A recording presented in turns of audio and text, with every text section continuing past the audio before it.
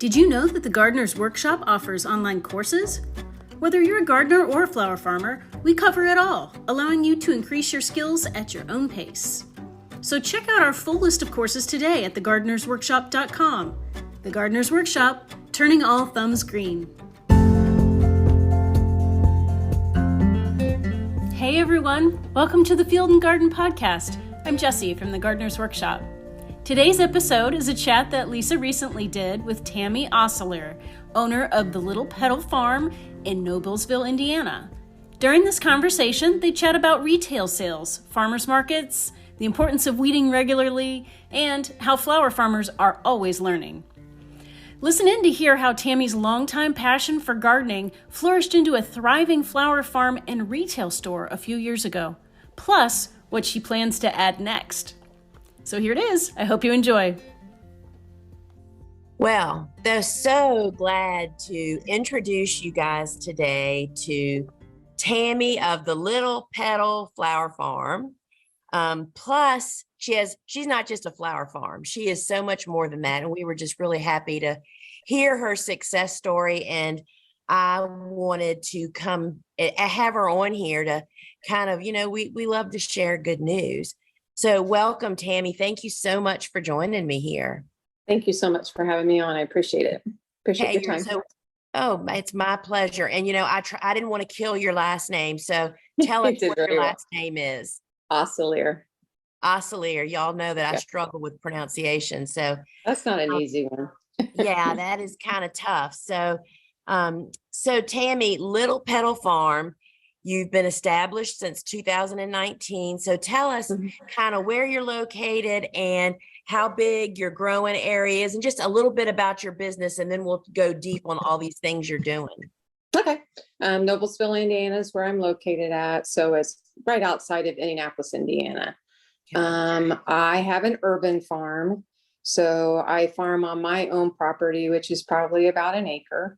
And then I have two friends that let me use their land, and they're each about a half an acre. So I farm totally probably in production of 2 acres.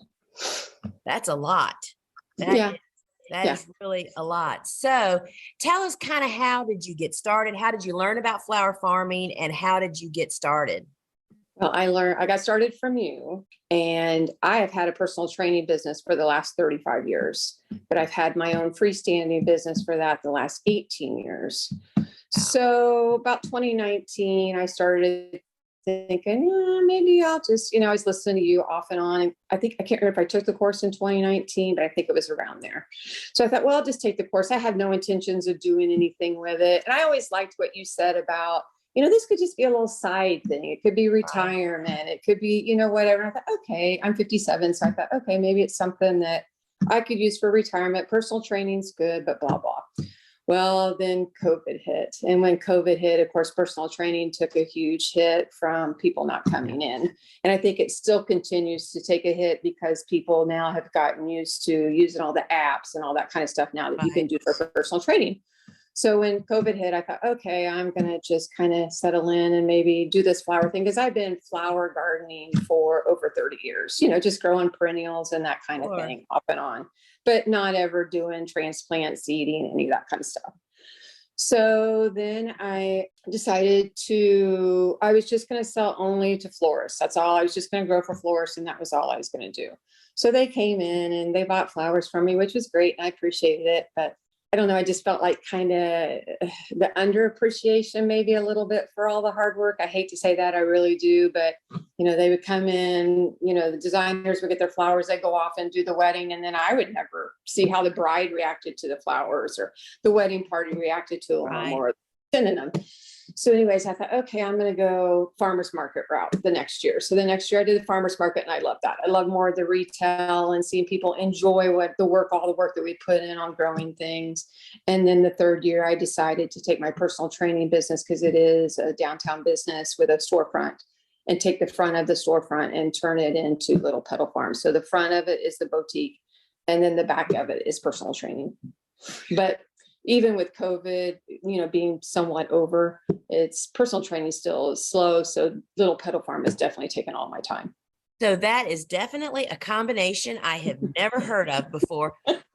personal training with flowers, but it sounds like a pretty good makeup to me. I mean, and it's so funny. That's how it was for me too. When I first started growing, it's like, I'm just selling to florists.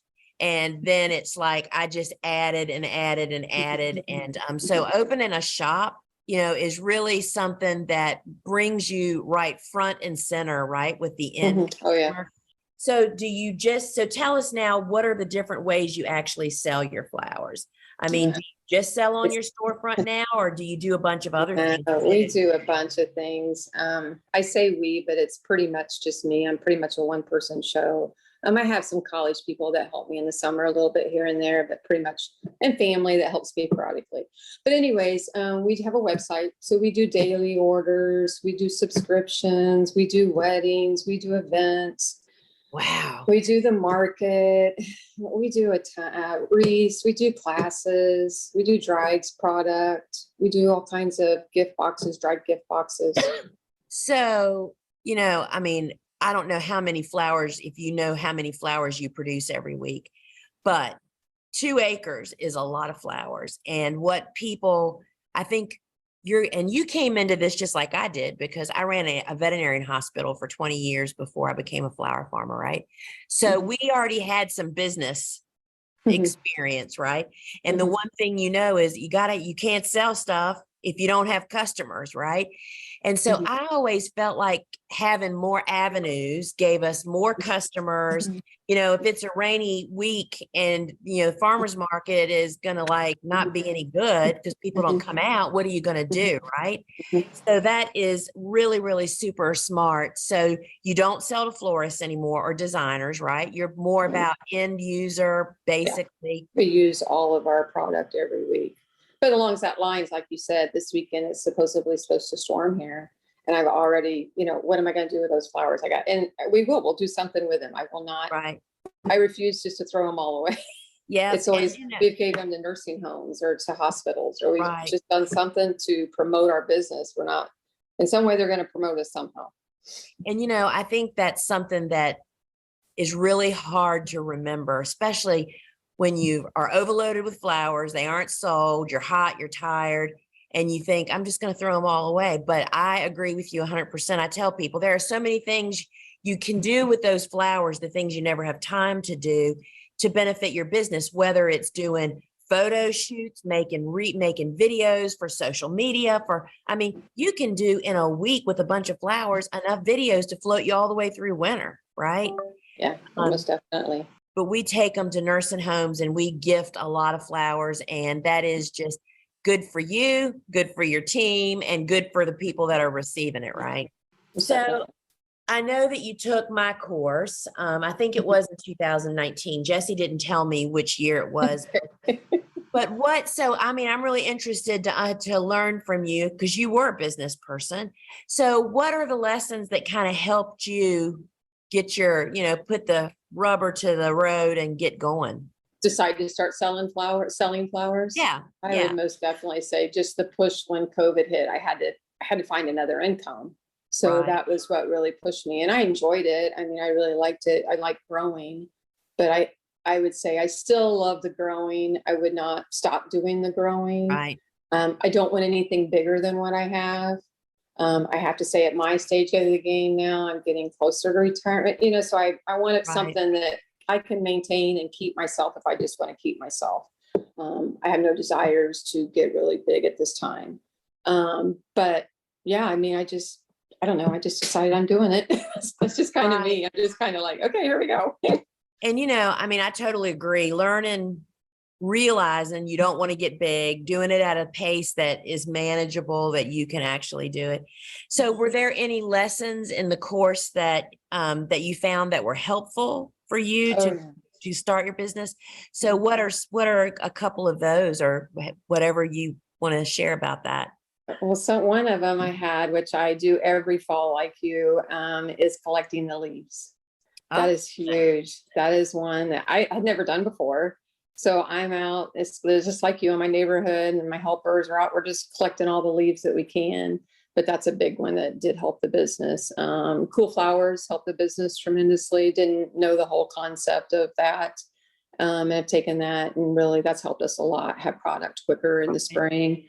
But it's a learning process. I mean, I think that's the biggest thing about flower farming is I have failed plenty of times. I mean, plenty of times I have failed. But if you're going to fail and quit, then I don't know if flower farming is for you, because you're not even 4 years in. I have a seed tray back there right now. Don't know why it's not, but Hey, not germinating, but that's just the way flower farming is. It's a constant fail and try again. 25 years in, and we have 2 trays we're ditching in there. I mean, it happens. That's just the nature of doing stuff. Yeah. But that's also kind of the fun part of it. Yeah. The learning and well, why didn't that? What, why isn't it going? What's the problem? And I like that part of it too. That helps. So what about the leaves? People that hear that think, what in the world does leaves have to do with flower farming? Well, talk about your number one weed prevention opportunity. Right? Yeah. And you said black gold. Yep. And it not only prevents weeds, but it breaks down and feeds your soil, right? And we use it on the pass like you do too, to keep stuff down. And yeah.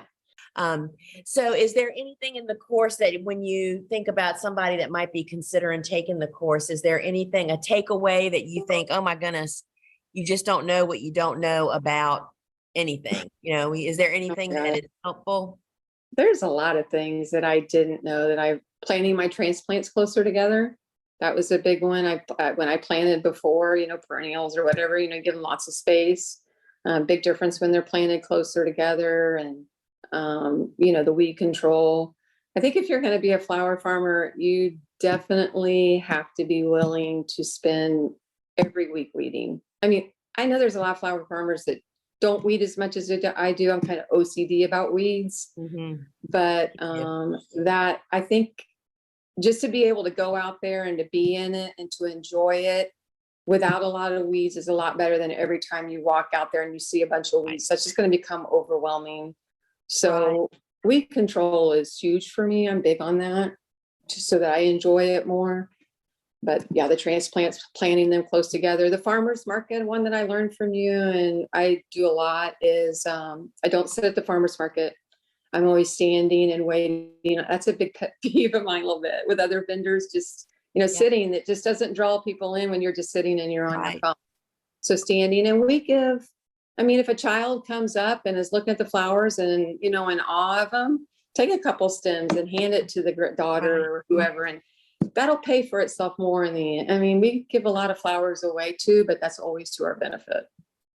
It's so true, isn't it? Because, I used to, and I totally understand people, when you're just starting to grow and you don't have many flowers, they would often, a question that I would frequently hear is, aren't you, because we would take not only mixed bouquets to the farmer's market, which just a few, we would take buckets and buckets of flowers and make bouquets at the market to draw attention, right? And then we would let people, they could come in and make their own bouquet, with a certain number of stems for a certain, and people were like, aren't you afraid people are going to break the stems? It's like, people are more careful than you think, but it's okay. That's just part of the experience, right? You have to, but you and I are in the same age group and we're seasoned business people. You know what I mean? It's like, we kind of have an appreciation and understand that people need to experience people, and people are good at the basics. It's always one stinker. It doesn't take but one stinker in the bunch, to kind of mess things up, but you have to ignore that one stinker and remember the 99% of the other people that do. Yep. We used to love when kids would come into our farmers market booth, especially when I had coxcomb. They'd say, "Oh my goodness, what is that?" And I'd say, "That's the brain flower." And their eyes get big. And I said, if you put your finger on it and hold it, it'll make you smarter. Oh my goodness. I've never heard that one. That came every week to get smarter. I saw one kid with his hands on him. He was like making the most. Anyway, it was just, remember that. Yeah, that is a really, really sweet one. So what does the future hold for Little Petal Farm? What are you excited about? And what are you, This year, for the first time, we're doing U-Pick. So wow. I've never, ever had allowed that, but had that on my property. So we're actually, next week's our first one. So we're actually having 6 times this fall for U-Picks, and we've had a good thing so far of people signing up. So that's new for us. So that weed thing really even more gets me, because I'm like, oh gosh, nobody can see a weed if they come, you know what I mean? Well, don't you think it's kind of like having people over to dinner? It makes is. you keep your house at a certain level of, but you know what? I mean, being kind of on top, I am a big believer in weed prevention. And that is, you don't always prevent them all. I mean, we've got No. weeds. That's what we spent the day doing here, Mhm. but it's deeper than us just being OCD about it, but I'm OCD about it because of all the issues that come with the weeds. Like right now, this time of the year here in the South, we're faced when grass gets in beds, it grows up and then it gets heads and then it drops seeds on the flowers and it gets on the coxcomb, and you can't it's a major operation to try to get the grass seed off the coxcomb, or you could have prevented the weed. So what do you think's the smarter choice? Yeah. Right? Yeah. So it's not just, and I definitely, and I'm just so grateful that Bobo that works with me, she is definitely worse than I am, but we work better in a neater environment. And it just works out better. And I think you'd be right here with us, right? Yeah, I totally agree with that. It definitely, but it reaches further. I think that people are quick to think, oh, you're too weed focused. Well, not really. Are you wasting your time, which you just made a point there that's not wasting your time. No, it's not. You're going to spend a lot more time later on. So, oh yeah. And then there's some flowers. Just today, literally, the grass in 2 or 3 beds at the ends where we kind of tend to just ignore them. That coxcomb is lost. We actually mowed it this afternoon. The netting was taken off because there was so much grass dropping on the heads. It's just impossible. It's not worth it. So no, we're justified, Tammy. We're justified in that, for sure. So I'd say my one nemesis of anything, if I could name it, would be netting. I totally do not like netting. I use it, but I don't like harvesting with netting. And it serves its purpose, but that's the one thing I just like, Well, and I will say this because I'm a kind of a netting nut also. Right. But I will tell you that 98% of the netting I see on social media is so blooming incorrectly installed that I can't imagine trying to harvest through what I see. Netting should be installed taut, nothing hanging down on the sides, no loose anything. Right. And it should be at the halfway point of maturity. And when it's at the halfway point, it is not difficult at all to reach down. I can harvest pretty quickly through netting, but I have to force myself to not say on, to people, my goodness, please install it this way and you won't have that struggle. So, but you'll get better. It gets better with time, just being sure it's taut and low where it's supposed to be. And it definitely makes it a whole lot better. But I think that's what we do wrong. I think we put it on too late. I don't want to put it on. So then I put it on too late, and then it's too high. And then we need to put it on earlier. Well, you know that because we use the biodegradable film, which means that's on the bed before we plant. And sometimes we literally, as the next step, just install the netting. So netting's up above for about a week or so. But that way you don't have to worry about going back to that bed, because I totally agree with you, Tammy. You do everything else but the netting. I'm the pounder. I'm the one that pounds the stick. And so it's like, I have to have time on top of everything else I'm doing. And then you wait too late. Then that means it's too high, which means harvesting is too hard. So let's make a pact. We'll put it on when we plant. Earlier. I will do better with that. But just like that, you're always learning. You're always figuring things out. You're never going to go into flower farming and know everything your first year.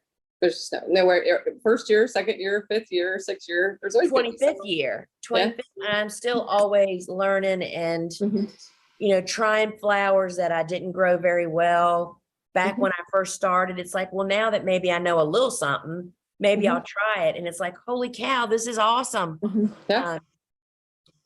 So Tammy, thank you so much for coming on here. We loved hearing about your business. You gave us a raving review on the course, and we just thank you so much for that because, I totally get it. I take courses, and what do I go and look at? It's the reviews that people post to say, how did they like it and how did it help them? And I think you doing this, and I think that were you not the one that wrote that you did it debt free? Yep. That's a big pet peeve of mine. We should not be buying anything that we can't pay for.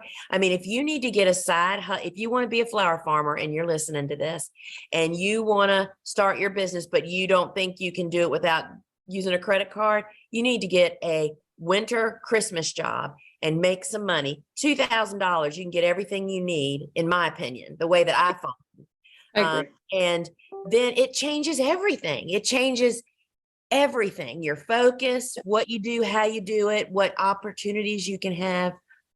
So I appreciate that you shared that, and we're just really proud of all that you're doing and the success. Well, thank you very much. With your help.